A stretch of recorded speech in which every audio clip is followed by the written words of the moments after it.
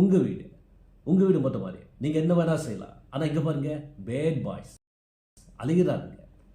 ஜுல்ஸ் கொஞ்சம் உள்ள போய் வேலை செய்யுங்க.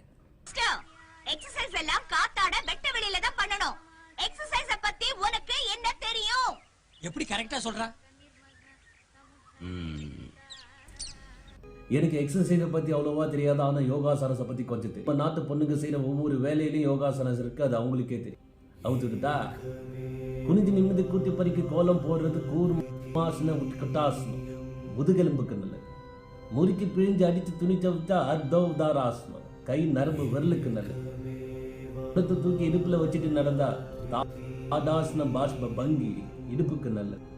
நம்ம நாட்டு கலாச்சாரம் முட்டி போட்டுட்டு குனிஞ்சு நமஸ்காரம் பண்றாங்களே, அது ஒரு ஆசனம், அஸ்த நிஷ்டா. நம்ம நாட்டு ஏழைகளுக்கு உடம்பு வறுமையிலேயே அப்படி கண்ணுன்னு இருக்கு தெரியுமா?